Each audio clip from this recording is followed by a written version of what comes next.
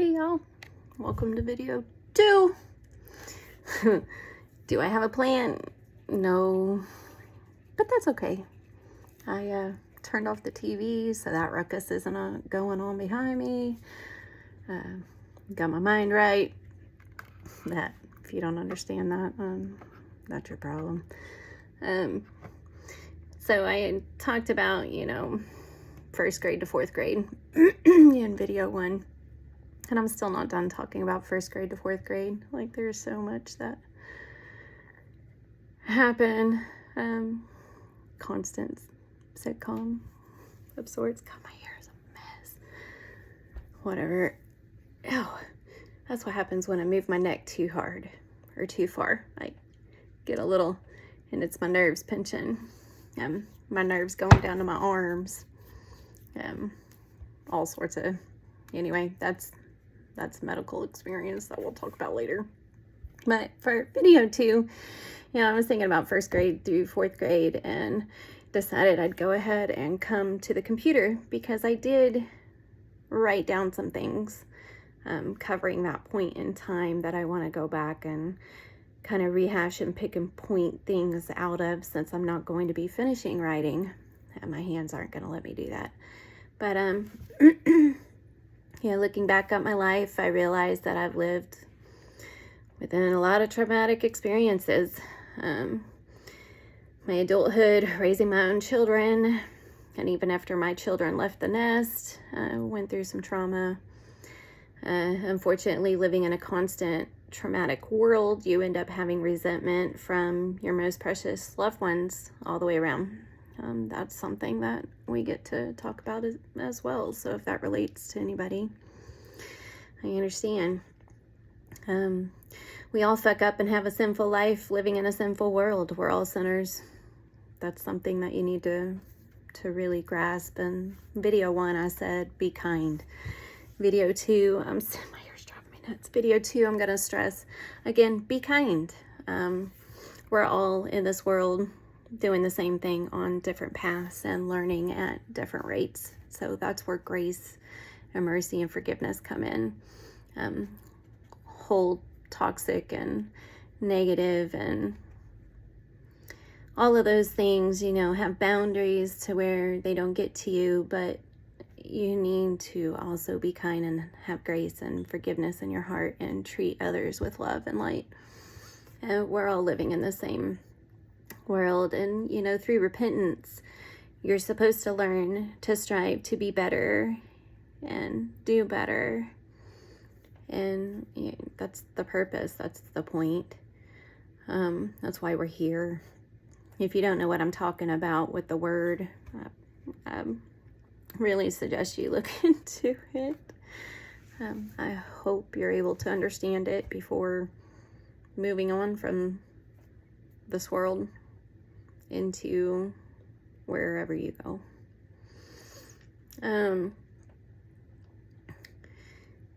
Let's see. Yes, I'm a cussing freight train, is what it is. Get over it. If you don't like it, fuck off. We all do what we think is best at the time with whatever knowledge and availability that we have within us and within our world.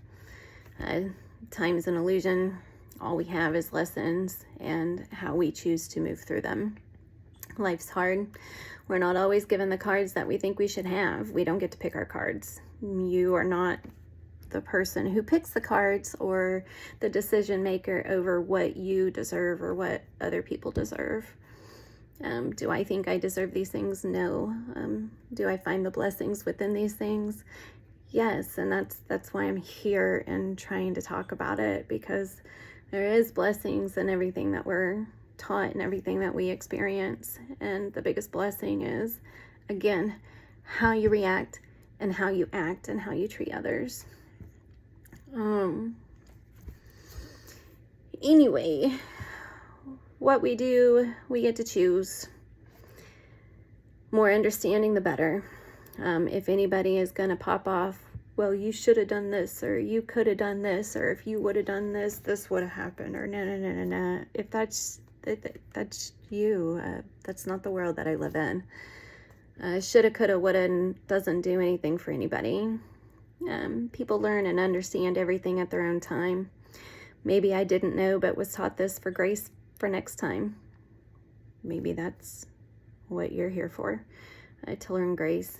I don't know. There's going to be different things that I talk about that are going to hit different people for different reasons.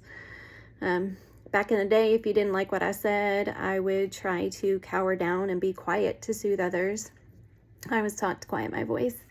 In fact, I've been in positions where I had some trauma or some traumatic experiences happen, and right or wrong or whatever, I was told to be quiet. I've had things stripped away from me, being told that I talk too much. I'm not a paper pusher. If something happens that's not right, I'm gonna talk, because that's what we should do. We should fix the things that are wrong.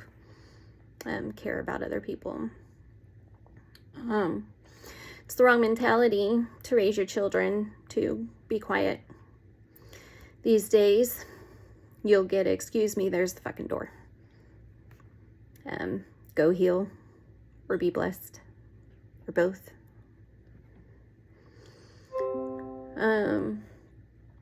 These are my experiences, and I hope one day I can help others navigate their own shit show. If anything, you'll see that you're not alone. Being alone and traumatized can really damage a person. I have fought very hard, feeling like the whole world is against me, and done everything I can to stand here traumatized and alone. And remember that I have a purpose, and if I get so much as help one person, or even just make a person smile or brighten their day in some way, then that's why I'm here. I'm grateful for that. For those who learn my heart, I love you. I'm grateful for the connection. I feel like a lot of people don't pay enough attention to heart and other people. So for those who have seen me and my heart, thank you. I learned that others are more important than myself very young. I think that's something that a lot of people struggle on. Most people, it's me, me, me, me, me. What can I do for me? What can they do for me? What can me, me, me, me, me.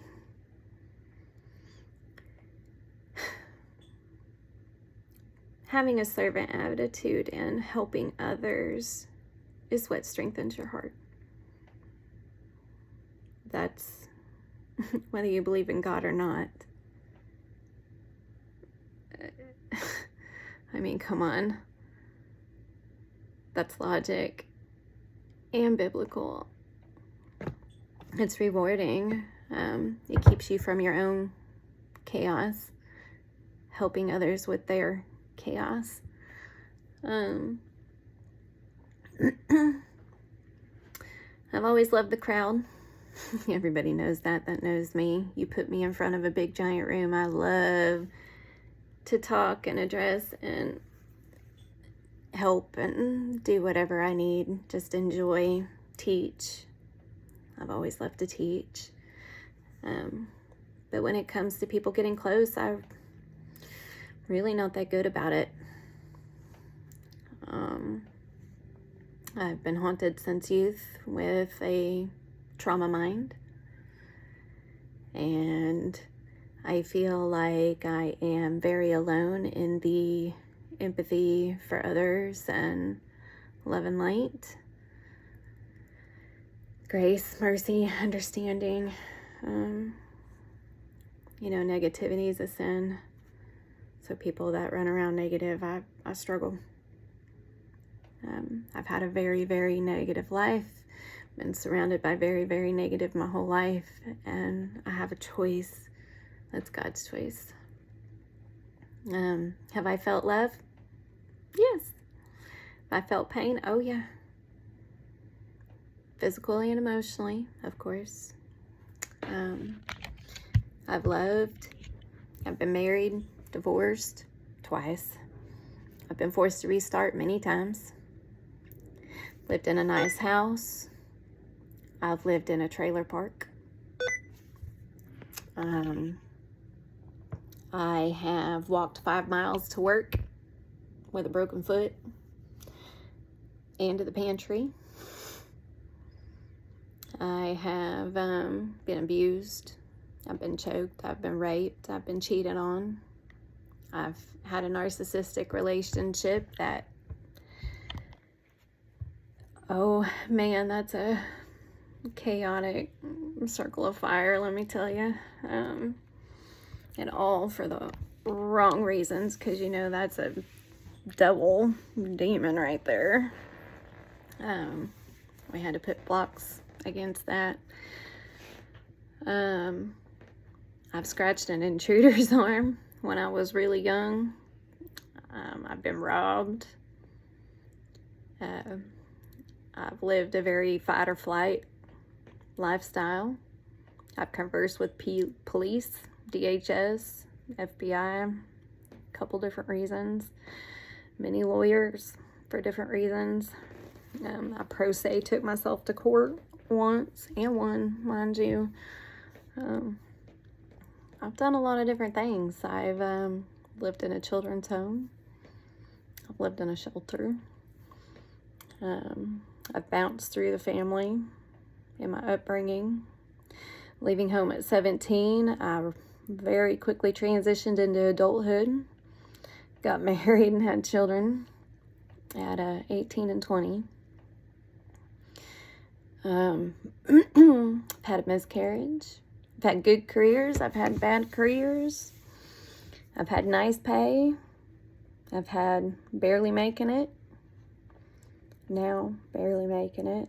You know, it's funny when you think you've seen the floor, and God shows you there's a deeper floor. But he does that on purpose.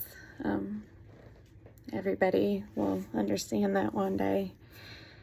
I've dealt with mental disorders. I've dealt with children that ghost you. I've dealt with losing parents.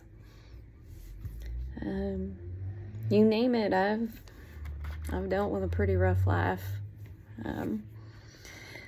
As I mentioned yesterday in video 1, I said that a lot of people like to come to me and ask me how I managed to get through such and such and such. And one step at a time until shit hits the fan. And even then, when it hits the fan, one step at a time. When everything's going wrong, the only thing you can do is focus on the little bit that's going right. Like today, everything in my world is going wrong. Absolutely everything.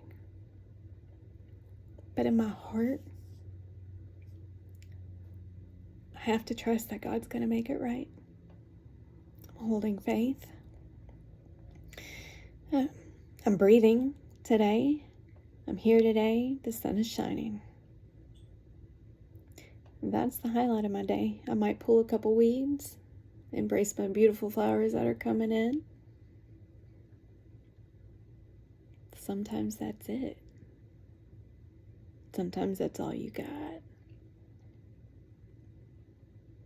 But I can do that with a smile, and I can enjoy those things because those things are here too. Even when all of this is bad, they're still good.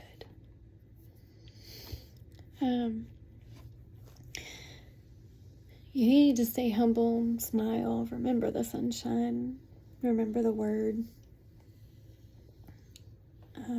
We're not meant to understand everything that happens to us or the situations we go through. We're meant to learn from it, prosper into understandings that things that happen for a reason. It's not our path to choose, but we have a chance to handle it in a proper manner. Have I always had a positive outlook? No. Anybody that actually knows me knows this. They know me as the nice smiley face. And sometimes I'm not always positive. Sometimes I'm quite abrasive. I know that I can be passive. I know that I've been called an asshole quite a few times. It's never bitch, it's always asshole. I had a gentleman that I worked with a long time ago.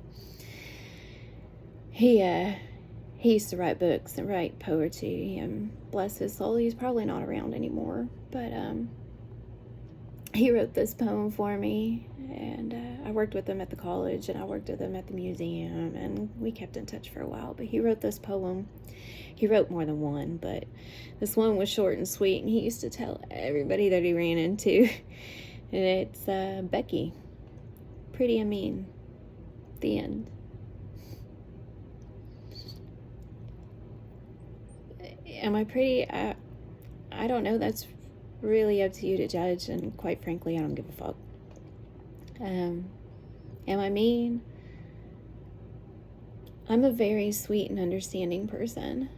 It takes a lot for me to be mean, and I've been through a lot, so I have some pretty good boundaries. And while I hold grace and forgiveness for others,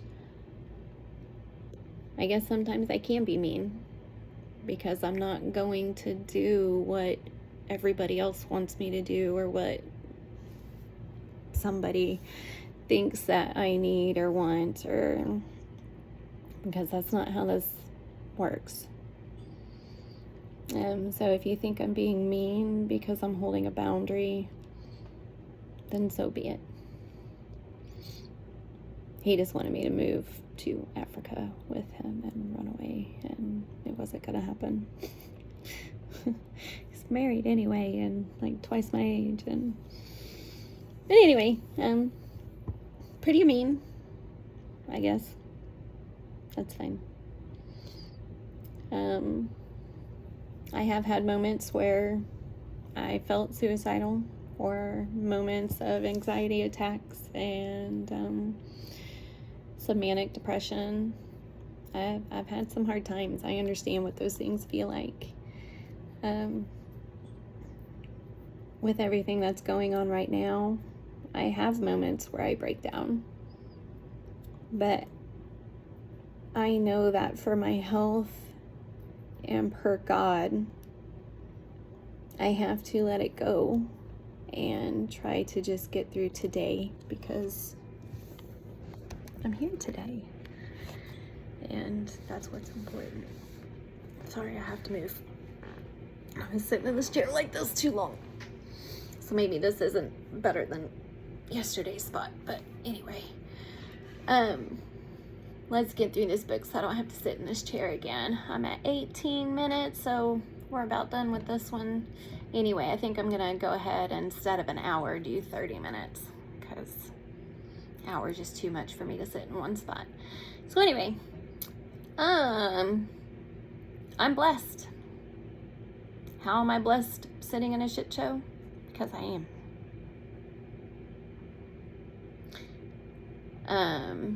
It's up to you to find your blessings. I know that I've been through these things, and I know that I could help somebody else, at least with understanding, or at least find sunshine in the day, or find a smile for the day. And sometimes trying to smile through the day is hard enough. And sometimes that's enough. I fully believe that God wants you to rest when He wants you to rest.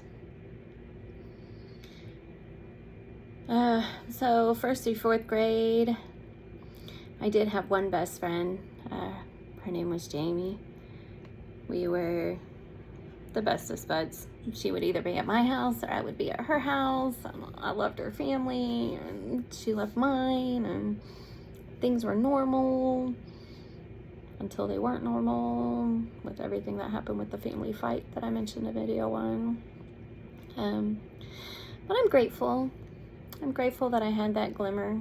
I would say she's still a really good friend, and even though we don't talk all the time, I know in my heart that if I was to get a hold of her, or she was to get a hold of me, we'd be there for each other, and that's what matters. We all have our own lives going on. I do have, even though I'm alone, and mention that a lot, I do have just a couple people that I know are there and actually there per heart. But I was the type of person that I was always singled out in school too. I always felt alone in school, even in grade school. I remember, even though Jamie was my best friend, she was on a different lunch schedule than me, so I didn't get to sit with her at lunch. I didn't have anybody, and I remember day after day going to the lunchroom by myself. I remember thinking to myself, this sucks. Here I am, first, second grade, and I'm the loner, which is something I learned that I had to learn to live with. Some people say it's my energy. It really triggers other people, and if that's what it is, it's fine. If you're triggered, bye. But anyway, I remember going into the lunchroom, and there was this one girl that always had her head down and was always quietly eating by herself, and I ate by myself, but I was trying to be happy and just enjoy my day, and she always had her head down, and it made me sad.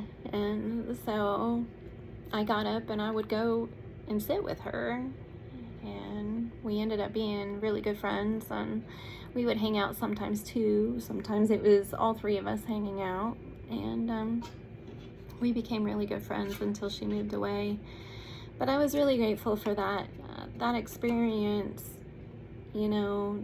People were scared to talk to her because she was quiet and alone and kind of looked poor, and I didn't see that. I saw somebody that just was alone and needed somebody. So I went and sat with her, and she ended up being a wonderful person. And, I carried that through my life.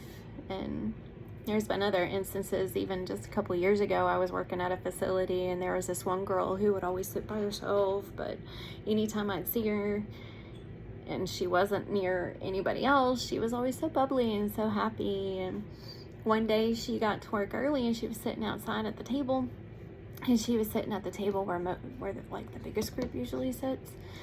And when it got closer to time, she moved, and I was like, "What the hell are you doing?" And she's, "Well, I'm moving over here because everybody's coming." And I was like, "These are public tables. You can sit here too." And she's, "Oh no." And I was, "Get your ass over here. I'm not moving, and you're sitting with me." So she turns around, she comes back, and she sits next to me, and instead of it just being the two of us next to the group, which, sometimes I sat with the group too, but there she is, now in the group, sitting with the group, not scared of the group anymore, and was brought in. And when I ended up leaving the job, I know she now had a place to sit and was with other people, and that's what this is about, y'all. That's what this life is about, is helping other people. Love and light. Do I know this person's personal choices in life? No. Do I know their struggles or their sins that they do on their own? No. But I do know that there was a group of people that were sitting together, and one that was scared to join the group. Nobody should feel that way. Nobody should feel that way. I've always felt that way. So I've always made it a point to make others feel welcome, so they don't have to feel that. That's my purpose.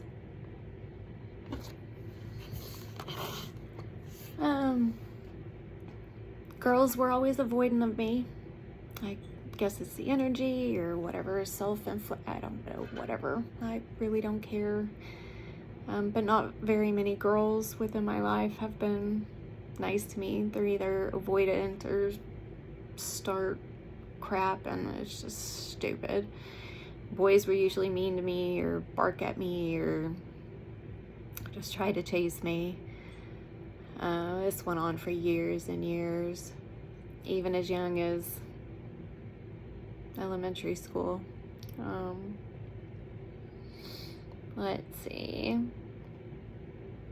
I remember us making mud piles and playing in our shrub forts and, you know, having a little bit of a normal, what I would call a normal childhood at this point in time. It's kind of nice to think about. Because, man, once 4th grade hit, things changed. 4th grade was good, but summer after 4th grade, that's when things changed. I think we'll save that for the next video. But, so this one's going to be cut just a little bit short. And that's okay. I've given you little tidbits of some things that are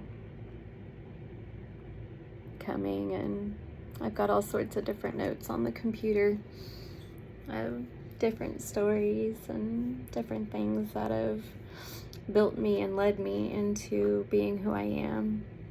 And I'm grateful. Even with the world being as hard as it is, and with people not being nice to one another,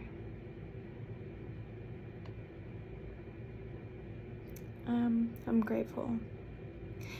I'm grateful that I was given the heart that I was given, even if it hurts. Be kind, y'all. Till next time.